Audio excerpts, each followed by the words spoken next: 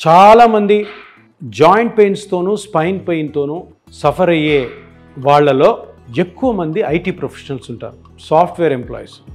ఈ ఐటీ ప్రొఫెషనల్స్లో ఉన్న ప్రాబ్లం ఏంటంటే వీళ్ళకి టైమింగ్స్ ఉండవు, టార్గెట్స్ ఉంటాయి. టార్గెట్ అయ్యే వరకు వాళ్ళు ఆఫీస్లోనే ఉండాలి, టార్గెట్ అయ్యే వరకు వర్క్ ఫ్రమ్ హోమ్ చేయాలి.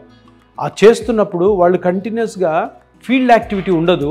ఆ కంప్యూటర్ ముందే కూర్చొని ఉంటారు కాబట్టి, ఆ కంప్యూటర్ మీద కూర్చొని అవర్స్ టుగెదర్ చేస్తుంటారు కాబట్టి వాళ్ళ బాడీలో అన్డ్యూ చేంజెస్, బాడీలో ప్రాపర్గా జరగాల్సిన యాక్టివిటీ బాగా తగ్గి ఆ మజిల్స్, ఆ జాయింట్స్ కూడా బాగా దెబ్బతింటుంటాయి. ఇప్పుడు ఇలాగే కుర్చీలో కూర్చొని గంటల తరబడి అదే చేస్తూ దానికి మళ్ళీ మధ్యలో బ్రేక్ తీసుకోకుండా అబ్నార్మల్ పొజిషన్లో కూర్చోవడము, ఆఫీస్కి అబ్నార్మల్ ట్రావెల్ చేయడము, అంటే ఆటోలో పోవడము, బైక్లో పోవడము, కార్లో పోయినా కూడా సరిగ్గా కూర్చోకపోవడము, ఎక్కువ దూరం ట్రావెల్ చేయడం, 2 hours ట్రావెల్ చేయడం, రోజు పోవడానికి 2 hours, రావడానికి 2 hours, అక్కడ కుర్చీలు సరిగ్గా ఉండకపోవడము, అక్కడ యాక్టివిటీస్ ఎక్కువ అయిపోవడం. అంటే ఒక 8 hours కంటే కొంచెం 10 hours 12 hours చేయడము, నైట్ డ్యూటీ చేసేవాళ్ళు, వీళ్ళందరిలో కూడాను వాళ్ళు సరిగ్గా వాళ్ళ బాడీని కరెక్ట్గా ఉంచుకోకుండా జాబ్ చేస్తారు కాబట్టి వాళ్ళకి కూడాను spine problem, knee joint problem, hip joint problem, shoulder problem, computer వాడే వాళ్ళకి షోల్డర్ ప్రాబ్లం కూడా వచ్చే అవకాశం. ఇవన్నీ కూడాను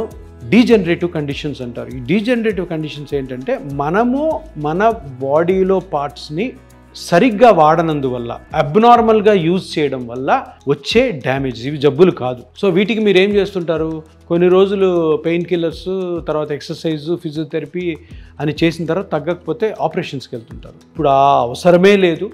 ఐటీ ప్రొఫెషనల్స్లో ఎవరికి కానీ స్పైన్ పెయిన్ వచ్చినా కానీ, సర్వైకల్ పెయిన్ వచ్చినా కానీ, షోల్డర్ పెయిన్ వచ్చినా కానీ, నీ జాయింట్ పెయిన్ వచ్చినా కానీ మనకు ఒక ఎక్సలెంట్ ఇంజెక్షన్ ట్రీట్మెంట్ ఒకటి ఇపియాన్లో స్టార్ట్ అయింది. అదే ప్లాస్మా థెరపీ.